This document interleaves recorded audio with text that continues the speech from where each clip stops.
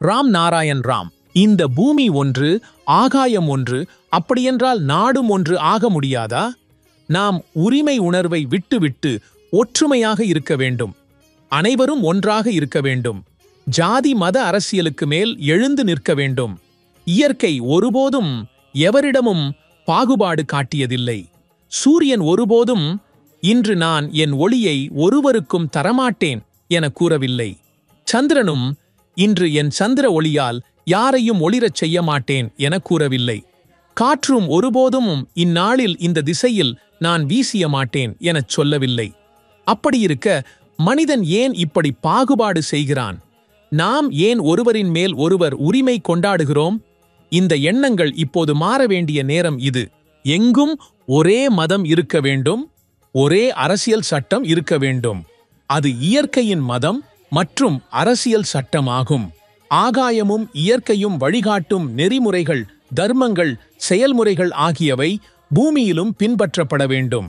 இந்த எண்ணங்களை நடைமுறைப்படுத்த முதலில் நாம் தனிப்பட்ட ஆய்வு செய்ய வேண்டும். இன்று மனிதன்தான் மனிதனின் மிகப்பெரிய எதிரி எதற்காக ஆனான் என்று சிந்திக்க வேண்டும். நாம் நம் அறிவோடு சிந்தித்தால் நம் தவறு எங்கே இருக்கிறது என்பதை நிச்சயம் புரிந்து கொள்வோம். ஏனெனில் நம் மனத்தின் அறிவுதான் நமக்கு நல்லது கெட்டது என்பதை உணர்த்துகிறது. அது எது சரி எது தவறு என்பதையும் எச்சரிக்கிறது. இயற்கை நமக்கே அனைத்தையும் தந்திருக்கிறது. இயற்கை தானும் ஒரு ஒழுங்குக்குள் செயல்படுகிறது. நாம் எல்லோரும் இயற்கையின் ஒழுங்குகளை பின்பற்றினால் எந்த சிக்கலும் இருக்கவே இருக்காது. நாம் நாடு முழுவதையும் உலகையே ஒரு குடும்பமாக கருதி வாழ்ந்தால் எவருக்கும் எவருடனும் எந்த தகராறும் இருக்காது. அனைவரும் ஒன்றிணைந்து முன்னேறுவார்கள். சுயநலமின்றி அனைவரையும் முன்னேற்ற வேண்டும், அனைவரையும் உதவ வேண்டும். யாரையும் சிறியவனாகவோ வெவ்வேறானவனாகவோ எண்ணக்கூடாது. இந்த பூமியில் அனைவரும் ஒன்றாகச் சேர்ந்து முன்னேறினால் பாருங்கள், இந்தியா எப்படியெல்லாம் வளர்ச்சியின் உச்சத்தை அடையும் என்பதை. இன்று ஒரு கூட்ட அலை போல உள்ளது.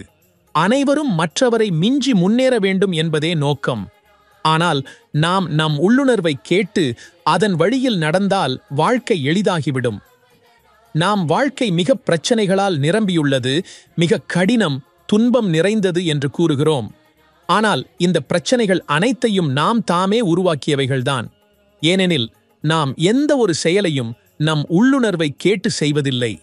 நாம் நம் மனசின் அறிவை கேட்கும்போது வாழ்க்கையின் எல்லா சிக்கல்களும் தானாகவே மறைந்து போய்விடும்.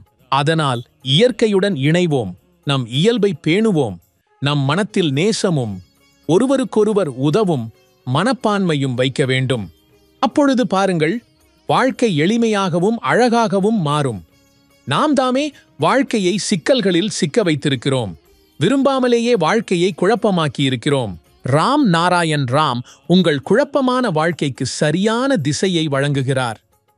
ஒருவர் ராம் நாராயண் ராமுடன் இணைந்தால் அவருடைய வாழ்க்கைக்கு ஒரு புதிய பார்வை பிறக்கிறது. அந்த புதிய பார்வையே நமக்கு புதிய ஆற்றலை தருகிறது, வாழ்க்கையை வெற்றிகரமாக்குகிறது.